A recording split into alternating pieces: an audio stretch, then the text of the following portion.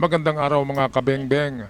Ito yung Glock 17 na nabili ko sa Vincent Hobby Shop sa Maynila noong nakaraang buwan. Hindi ko ito nasubukan sa medyo malayo na distance kung gaano kalakas, anong range ang kayang maabot nito. Ito pala ay isang airsoft lamang. Hindi ito yung totoong Glock. At napakagandang laruan ito kasi pwedeng pest control, pwede pang ano sa daga, pang control sa bahay. At hindi lang yan, pwede mong maturuan ang iyong anak sa paghawak ng replika ng mga baril katulad ng Glock 17 na yan. Kasi ang bigat pareho, ang laki pareho, ang operation ay halos pareho. Magkaiba lang sa bala. Kaya binisita ko ang aking kaibigan kasi malaki yung backyard niya. Pwedeng mag-target shooting sa backyard niya.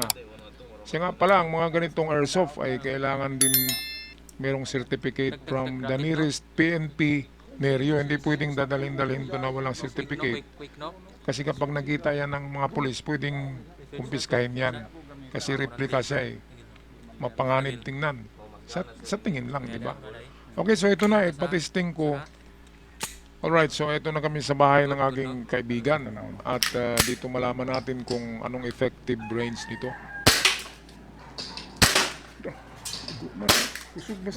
Malakas siya, oh. Dali. Go up na side. Straight yung ano niya, oh. Ganda, oh. Oh, abot sa pader, no? Plastic, no? Plastic no? Ayan, so Metal, no? blue Metal. back siya kung Okay, so ngayon ang anak ko naman ang patestingin ko nito. Oh, first time pa na yan. First time pa. Mineral. Oh, mineral? Pero merong ano to, itong anak ko noon, merong spring action.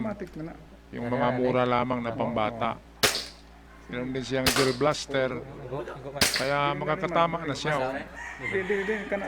Makakatama na siya kasi nasanay na siya sa mga laruan na spring guns at yung mga gel blasters. Para sa maliliit na mga anak nyo, yung gel blasters lamang bilhin nyo kasi hindi nakakasakit yung bala noon ay gel. Ang bala ay gel. Kaya hindi masasaktan ng mga bata. Ito kasi nakakasakit to eh. Good lang na? Blowback siya, oh, maganda. Igo na ni, igo. Igo na mga, kuhan, pusil. Pusil lang, pusil. Blowback. Ito nga pala ay gas operated. At ang maganda sa gas operated, mura lang ang gas niyan eh. Ang green gas niyan ay mura lamang.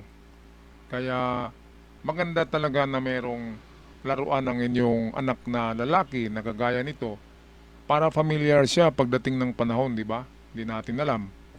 Itong World War III na sinasabi, ay nako, ay talagang doon sa Taiwan, ginagamit tong mga replika na ganito na training pistols ng mga reservist. Hindi sila gumagamit ng totoo. Pero kapag mag-active na sila galing sa reservist, bibigyan na sila ng totoong armas at training.